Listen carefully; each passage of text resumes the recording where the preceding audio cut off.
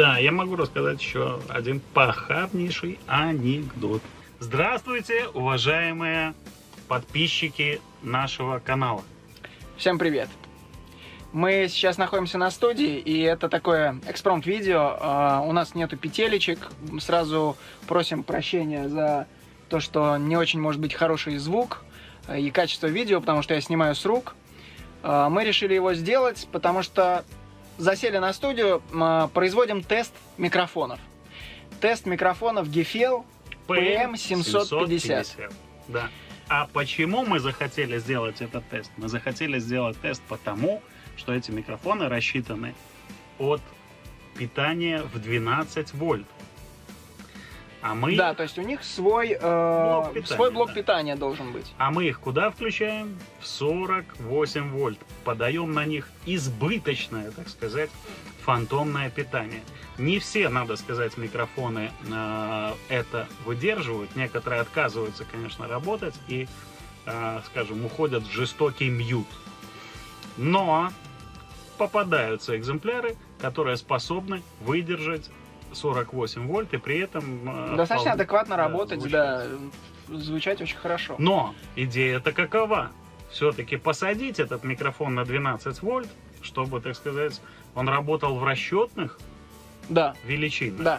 И суть следующая. У нас есть 3 микрофона на тесте GFL PM750. Один из них будет работать от 48 вольт, хотя предназначен для работы на 12 вольт.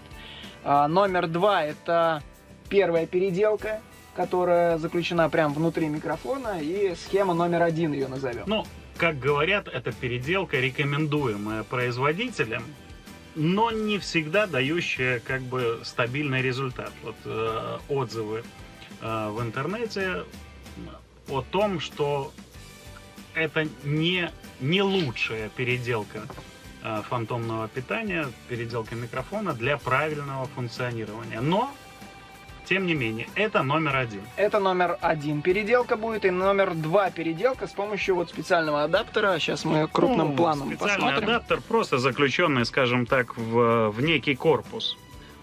Вот. Корпус может быть и другим. Адаптер номер 2. По крайней мере, он внешний и хорошо схему различим. мы будем Схема другая.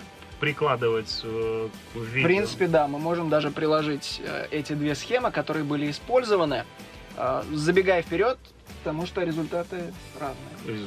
Прям реально разные. И в комментариях к видео, чуть выше комментариев, точнее, будет обязательно ссылка, где вы можете скачать 3 файла. Первый из них это, как я еще раз сказал, это на 12 вольт, на 48 вольт работает микрофон. Точнее, не переделанный. Вторая это первая переделка, и 3-й файл это будет вторая схема переделки.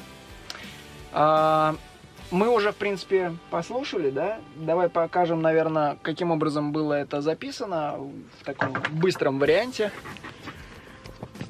Вот через PV-JSX, гитара напрямую в голову.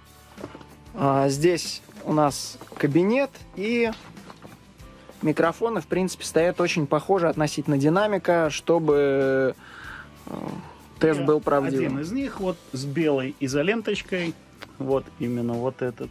Это микрофон, с помощью которого мы производили тест различных преобразователей 48 к 12 вольт, потому что эти микрофоны рассчитаны на работу с низким 12-вольтовым напряжением. Окей, и сейчас, наверное, самое время прям в видео дать послушать 3 варианта, и сейчас мы переключаемся на программу. Вот проект, и сейчас мы послушаем 3 GFL в следующем порядке. Первый это тот, который не переделан под 48 вольт, хотя питание на него подано именно такое. Второй мы послушаем GFL, который переделан под 48 вольт схемой номер 1. И дальше 3-й вариант это GFL с переделкой схема номер 2. Слушаем.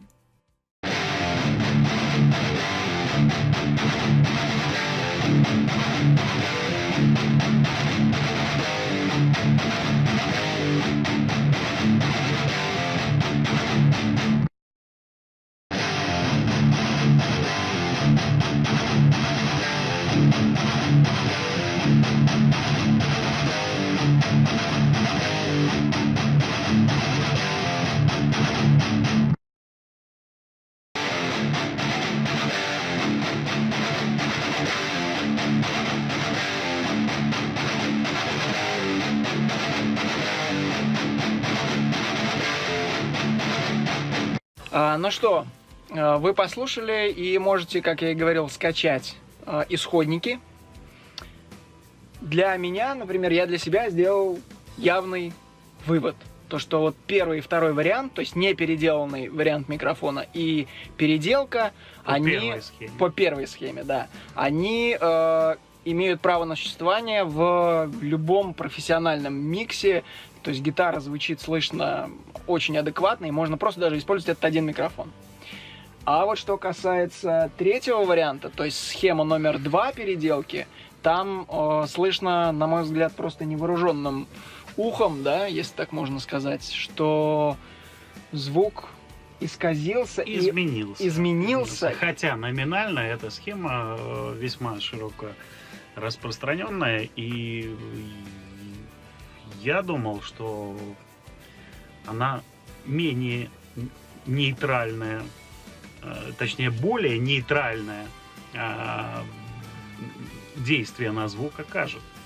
Но на самом деле я был удивлен тоже, что такая большая будет разница.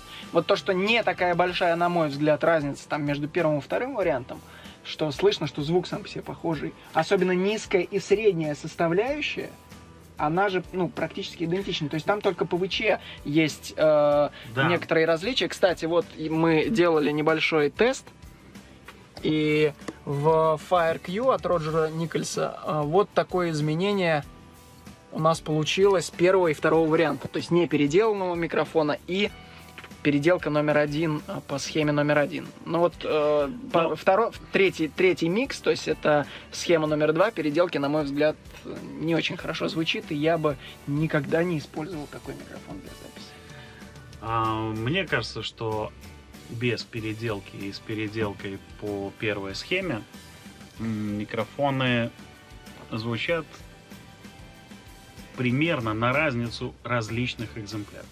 Да, я полностью с этим согласен. Если у вас какие-то есть мнения на этот счет, обязательно пишите в комментариях под этим видео. И, в принципе, подписывайтесь на канал, ставьте лайки, если вам понравилось это видео. Все, до новых встреч. Пока-пока.